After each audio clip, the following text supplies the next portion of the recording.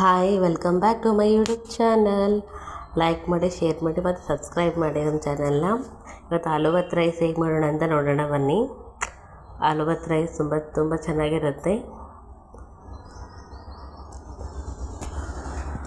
ನೀವು ನಮ್ಮ ಮನೆಯಲ್ಲಿ ಟ್ರೈ ಮಾಡಿ ಹೇಗೆ ಇದೆ ಅಂತ ನಂಗೆ ಕಮೆಂಟ್ ಮಾಡಿ ತಿಳಿಸಿ. ಎಲ್ಲರೂ ನಮ್ಮ ಚಾನಲ್ ಸಬ್ಸ್ಕ್ರೈಬ್ ಮಾಡ್ಕೊಂಡು ನೋಡಿ. ವಿಡಿಯೋ ಇಷ್ಟ ಆದರೆ ಲೈಕ್, ಶೇರ್ ಮಾಡಿ. ಮೊದಲು ಆಲೂಬತ್ ರೈಸ್ ಮಾಡೋದಕ್ಕೆ ಒಂದು ಉಳ್ಳಾಗಡ್ಡಿ, ಟೊಮೆಟೊ ಮತ್ತು ಮೆಣಸಿನ್ಕಾಯಿ ತೊಗೊಂಡಿದ್ದೀವಿ. ಒಂದು ದೊಡ್ಡ ಉಳ್ಳಾಗಡ್ಡಿ, ಟೊಮೆಟೊ ಮತ್ತು ಒಂದೆರಡು ಆಲೂಗಡ್ಡೆನ ಸಿಪ್ಪೆ ತೆಗೆದು ಸಣ್ಣದಾಗಿ ಕಟ್ ಮಾಡ್ಕೊಂಡು ನೀರು ಹಾಕಿ ಇಟ್ಕೊಂಡಿದ್ವಿ. ಮತ್ತು ಒಂದು 4 ಬೆಳ್ಳುಳ್ಳಿ ತೊಗೊಂಡಿದ್ದೀವಿ.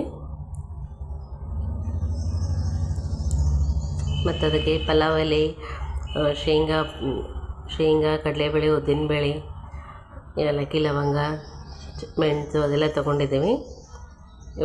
ಒಂದು ಬೊಗಣೆಯಲ್ಲಿ 1-2 ಚಮಚ ಎಣ್ಣೆ ಹಾಕೋತಿದ್ದೀವಿ ನೋಡಿ.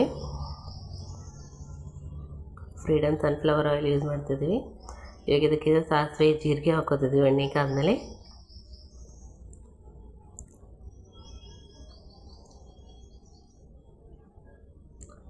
ಈ ಸಾಸಿವೆ ಜೀರಿಗೆ ಚಟ್ಪಟ ಆದಮೇಲೆ ಬೆಳ್ಳುಳ್ಳಿ ತೊಗೊಂಡಿರ್ತೀವಲ್ಲ ಜಜ್ಜಿ ಅದನ್ನು ಹಾಕೋಬೇಕು.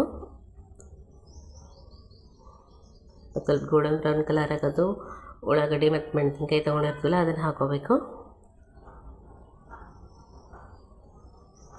ಅದನ್ನು ಹಾಕ್ಕೊಂಡು ಚೆನ್ನಾಗಿ ಮಿಕ್ಸ್ ಮಾಡ್ಕೋಬೇಕು.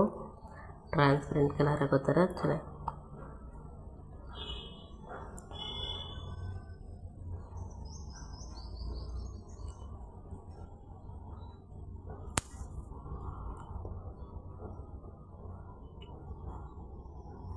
ಸ್ವಲ್ಪ ಟ್ರಾನ್ಸ್ಪರೆಂಟ್ ಆಯ್ತು ನೋಡಿ. ಶೇಂಗಾ ಮತ್ತು ಅದು ಕಡಲೆಬೇಳೆ, ಉದ್ದಿನಬೇಳೆ ತೊಗೊಂಡಿದ್ವಲ್ಲ ಅದನ್ನು ಹಾಕ್ಕೊಂಡು ಮಿಕ್ಸ್ ಮಾಡ್ಕೋಬೇಕು ಚೆನ್ನಾಗಿ.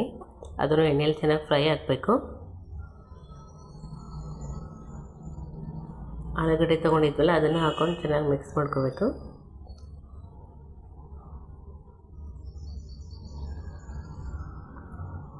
ಇದಕ್ಕೊಂದು ಸ್ವಲ್ಪ ಕರಿಬೇವು, ಕೊತ್ತಂಬರಿ ತೊಗೋಬೇಕು. ಕರಿಬೇವು, ಕೊತ್ತಂಬರಿನ ಹಾಕ್ಕೊಂಡು ಮಿಕ್ಸ್ ಮಾಡ್ಕೋಬೇಕು.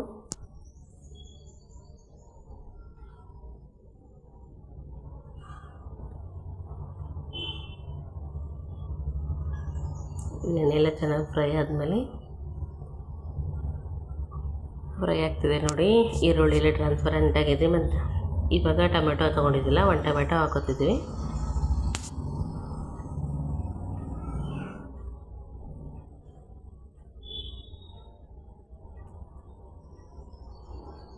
ಎಲ್ಲಷ್ಟು ವೆಜಿಟೇಬಲ್ಸ್ ಹಾಕ್ಕೊಂಡು ಚೆನ್ನಾಗಿ ಮಿಕ್ಸ್ ಮಾಡ್ಕೊತಿದ್ವಿ ನೋಡಿ. ಇವಾಗೆಲ್ಲ ಎಣ್ಣೆ ಬಿಡ್ತಾ ಇದೆ.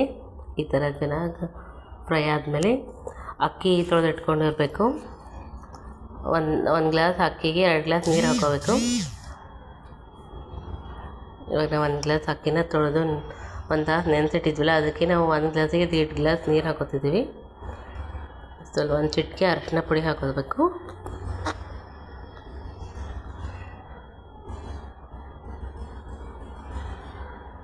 ಈಗ ಚೆನ್ನಾಗಿ ಫಸ್ಟ್ ಅಕ್ಕಿ ಹಾಕಿ ಚೆನ್ನಾಗಿ ಮಿಕ್ಸ್ ಮಾಡ್ಕೋಬೇಕು. ಇದರಿಂದ ಅನ್ನ ಸಾಫ್ಟ್ ಆಗುತ್ತೆ ಮತ್ತು ಉದ್ರ ಚೆನ್ನಾಗಿ ಟೇಸ್ಟ್ನೂ ಚೆನ್ನಾಗಿರುತ್ತೆ.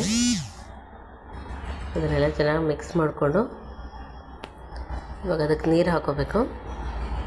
1 ಗ್ಲಾಸ್ ಅಕ್ಕಿ ತೊಗೊಂಡಿದ್ರೆ ಒಟ್ಟು ಡಬಲ್ ನೀರು ಹಾಕೋಬೇಕು. ನಾವು 1 ಗ್ಲಾಸ್ ತೊಗೊಂಡಿದ್ವಲ್ಲ ಅದಕ್ಕೆ 2 ಗ್ಲಾಸ್ ನೀರು ಹಾಕೋತಿದ್ದೀವಿ.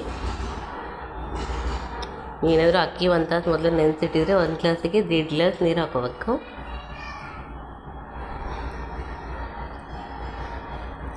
ಇದು ಕುದಿ ಬರ್ತಾ ಇರಲಿ. ಇವಾಗ ಇದಕ್ಕೆ ರುಚಿಗೆ ತಕ್ಕಷ್ಟು ಉಪ್ಪು ಹಾಕೊಳ್ಳೋಣ. ರುಚಿಗೆ ತಕ್ಕಷ್ಟು ಉಪ್ಪು ಹಾಕ್ಕೊಂಡು ಚೆನ್ನಾಗಿ ಮಿಕ್ಸ್ ಮಾಡ್ಕೋಬೇಕು. ಇದನ್ನು ಕುದಿ ಬರ್ತಾಯಿದೆ ನೋಡಿ. ನಿಂಬೆಹಣ್ಣು ತೊಗೊಂಡಿದ್ವಲ್ಲ, ನಿಂಬೆಹಣ್ಣದ ರಸ ತೆಗೆದಿಟ್ಕೊಂಡಿದ್ವಿ ಒಂದು ಬಟ್ಲಲ್ಲಿ. ಅದನ್ನು ಹಾಕ್ಕೊಂಡು ಚೆನ್ನಾಗಿ ಮಿಕ್ಸ್ ಮಾಡ್ಕೋತಿದ್ದೀವಿ ನೋಡಿ.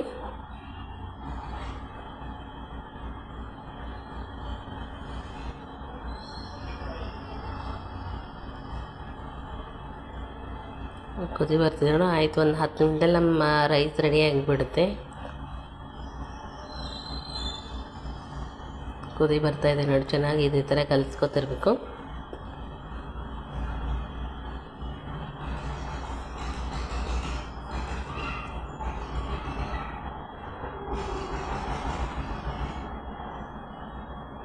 ಇವಾಗ ನಮ್ಮದು ರೈಸ್ ರೆಡಿ ಆಯ್ತು ನೋಡಿರಿ. ಚೆನ್ನಾಗಿ ಮಿಕ್ಸ್ ಮಾಡಿಕೊಂಡು ಮೇಲೊಂದು ಪ್ಲೇಟ್ ಮುಚ್ಚಿಟ್ರಿ ಚೆನ್ನಾಗಿ ಅದು ಆಯಿತು. ಇವಾಗ ಒಂದು ಪ್ಲೇಟ್ ಮುಚ್ಚಿಟ್ರೆ ಆಯ್ತು, ನಮ್ಮ ರೈಸ್ ತುಂಬ ಚೆನ್ನಾಗಿ ರೆಡಿ ಆಗುತ್ತೆ. ಇವಾಗ ಇದಕ್ಕೊಂದು ಸ್ವಲ್ಪ ಮಜ್ಜಿಗೆ ಸಾಂಬಾರು ಮಾಡ್ಕೊಳ್ಳೋಣ. ಮಜ್ಜಿಗೆ ಸಾಂಬಾರು ಮಾಡ್ಕೊಳ್ಳೋದಕ್ಕೆ ಅಲ್ಲ ಬೆಳ್ಳುಳ್ಳಿ ಪೇಸ್ಟು ಮತ್ತು ಮೆಣಸಿನ್ಕಾಯಿ, ಕರಿಬೇವು, ಕೊತ್ತಂಬರಿ ಮತ್ತು ಉದ್ದಿನಬೇಳೆ ತೊಗೊಂಡಿದ್ವಿ.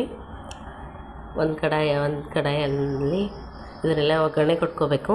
ಒಂದು ಸ್ವಲ್ಪ ಎಣ್ಣೆ ಹಾಕಿ, ಸಾಸಿವೆ ಜೀರಿಗೆ ಹಾಕಿ, ಉದ್ದಿನಬೇಳೆ ಹಾಕಿ, ಮೆಣಸಿನ ಬೆಳ್ಳುಳ್ಳಿ ಅದೆಲ್ಲ ಹಾಕಿ ಚೆನ್ನಾಗಿ ಫ್ರೈ ಮಾಡ್ಕೋಬೇಕು. ನಾವು ಮಜ್ಜಿಗೆನ ಒಂದು ಮಿಕ್ಸಿ ಜಾರಲ್ಲಿ ಮೊಸರು ಮತ್ತು ನೀರು ಹಾಕ್ಕೊಂಡು ಒಂದು ಮಿಕ್ಸಿ ಮಾಡ್ಕೊಂಡಿದ್ದೀವಿ. ಅದನ್ನ ಒಂದು ಜಾಲರಿಯಲ್ಲಿ ಸೋಸ್ಕೋಬೇಕು. ಈ ಥರ ಸೋಸ್ಕೊಂಡ್ರೆ ಆಯ್ತು, ನಮ್ಮ ಮಜ್ಜಿಗೆ ಸಾರು ರೆಡಿ ಆಗುತ್ತೆ. ಇದಕ್ಕೊಂದು ಸ್ವಲ್ಪ ರುಚಿಗೆ ತಕ್ಕಷ್ಟು ಉಪ್ಪು ಹಾಕ್ಕೊಂಡು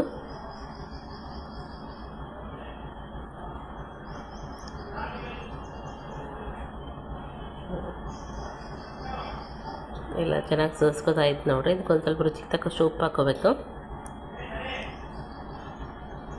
ಉಪ್ಪು ಹಾಕಿ ಚೆನ್ನಾಗಿ ಮಿಕ್ಸ್ ಮಾಡಿಕೊಂಡ್ರೆ ನಮ್ಮ ಮಜ್ಜಿಗೆ ಸಾರು ರೆಡಿ ಆಗುತ್ತೆ.